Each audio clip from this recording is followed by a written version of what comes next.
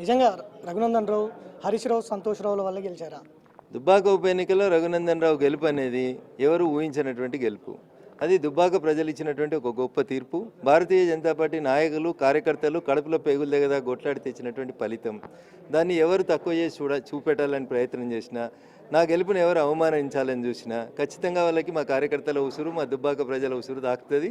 కాబట్టి అది గెలుపు పూర్తిగా భారతీయ జనతా పార్టీ కార్యకర్తలు, దుబ్బాక ప్రజల కోపము, హరీష్ రావు మీద కోపాన్ని ప్రజ్వలించినటువంటి ఉప ఎన్నిక ఫలితం. ఎందుకు కవిత మీ పేరును ప్రస్తావించి పర్టికులర్గా నా ఒక్క పేరు ప్రస్తావించలే ఆమె.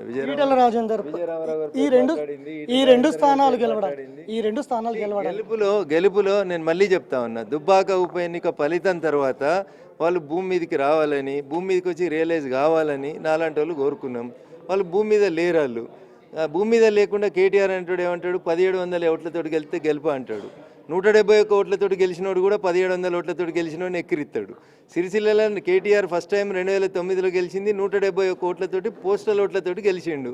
ఆయన వచ్చి 1700 ఓట్లతోటి గెలిస్తే కూడా గెలుపా అని ఇట్లా మెడల్ ఇట్లా పెట్టి మాట్లాడుతూ ఉంటాడు టీవీ ఛానళ్ళలో కూర్చొని. నాయన పేరు లేకపోతే అడ్రస్ లేనాడు ఆయన. కాబట్టి ఆయన నా గురించి మాట్లాడడం అనేది తగదు.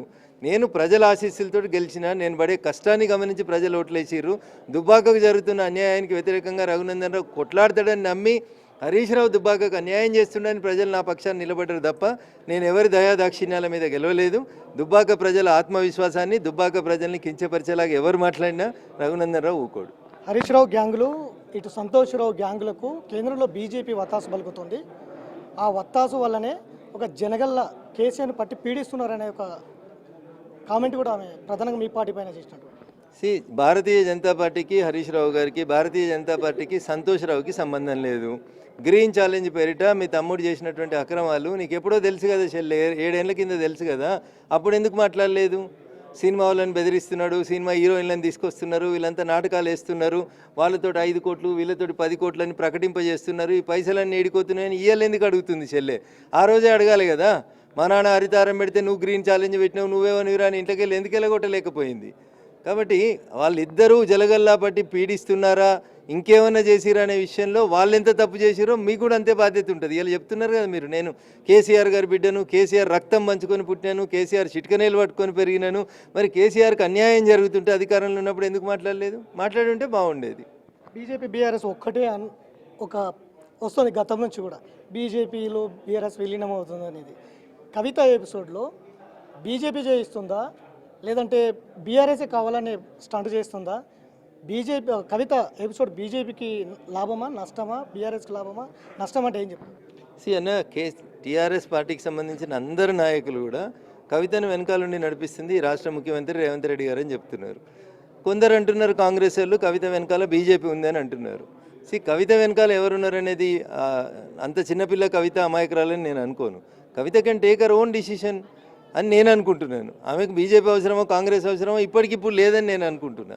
భవిష్యత్తులో అవసరం ఉన్నప్పుడు ఆమె వస్తుందేమో, అప్పుడు వస్తే మీకు చెప్పే వస్తుంది అనుకుంటా, అప్పుడు మాట్లాడుకుందాం. ఇంకొక ప్రధాన అంశం, బ్లూఫిన్ ఏదో కంపెనీ పేరు చెప్పింది, 750 కోట్ల ప్రజాధనాన్ని లూటు చేసి అక్కడ ఒక ప్రాజెక్టు నిర్మిస్తున్నారు అనేది కూడా ఒక ప్రధాన. మీ స్టాండ్ ఏమన్నా? నేను ఏసీబీకి దానికి సంబంధించి నేను కంప్లైంట్ చేస్తా. నా విజ్ఞప్తి ఏంటంటే మీడియా మిత్రులతోటి, ఇన్వెస్టిగేటివ్ జర్నలిజం చేయాల్సింది మా మీడియా మిత్రులే.